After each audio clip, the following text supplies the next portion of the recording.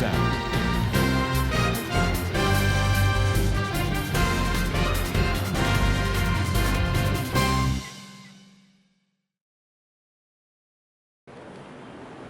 బాగా ఉపయోగపడింది. దీని మీద సమగ్ర విచారణ జరగాలి. అభివృద్ధి జరిగిన నేపథ్యంలో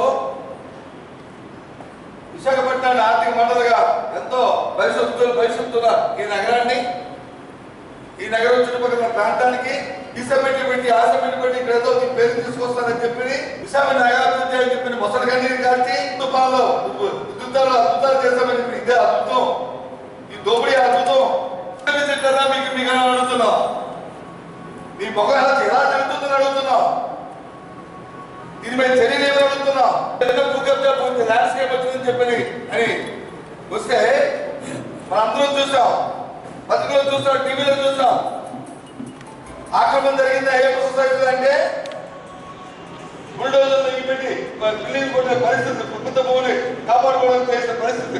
దాంట్లో ఇన్వాల్వ్ అయిన అందరినీ కూడా అరెస్ట్ చేసిన వైనం, లుకెన్ నోటీస్ ఇచ్చి వారి కోసం ఎదుగుతున్న వైనం. ఎవరు మీకు చర్య తీసుకున్నారు?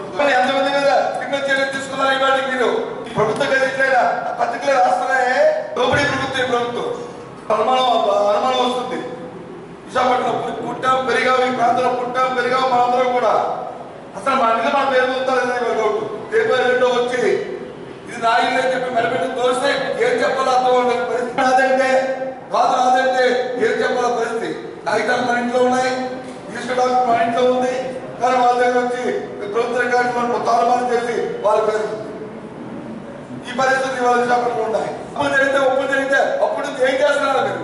తర్వాత మున్సిపల్ కమిషనర్ గా ఉన్నారు కనుక అంటే ఈ కార్యక్రమాలు ఉద్యుక్తమాలు అయిన తర్వాత ఈ కార్యక్రమానికి కరెక్ట్గా అధికారులు ఇచ్చిన ప్రమోషన్ మీ తాలూకా న్యాయం దొరుకుతుందా? ఇది పైపెచ్చు రెవెన్యూ మంత్రి వచ్చి బహిరంగ విచారణ చేస్తారు. ఇదేంటి బహిరంగ విచారణ? దొంగలు ఒకరు పంచుకుంటుంటే ఇవాళ 10,000 పత్రికలో చూస్తాం. విమానం చెప్తున్న కుమార్లో సుమారు 1300 ఎకరాల భూమి ఉందంట. అందులో 300 ఎకరాలు జగ్గాకాంతం అయిపోయింది, బిల్డింగ్ కట్టేశారు అని చెప్పి ఇవాళ పత్రికల్లో ఒక స్టేట్మెంట్. ఎవరిది? రెవెన్యూ అధికారులు. మరి కడితే ఏం చేస్తారు? కావాలా కట్టారని మీరు ఒప్పుకోవాలి కదా.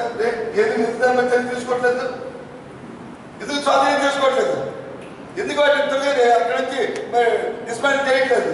ఎవరిని కాపాడాలని మీరు చేస్తుంది డిమాండ్. ఇవన్నింటిలో కూడా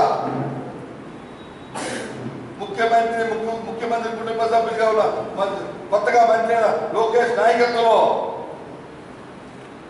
ఆధ్వర్యంలో మంత్రులు శాసనసభ్యులు తెలుగుదేశం పార్టీ వాళ్ళ చుట్టాలు పక్కాలు ఈ కార్యక్రమం నిర్వహిస్తున్నారు. విశాఖపట్నాన్ని రోజు తింటున్నారని చెప్తున్నాం.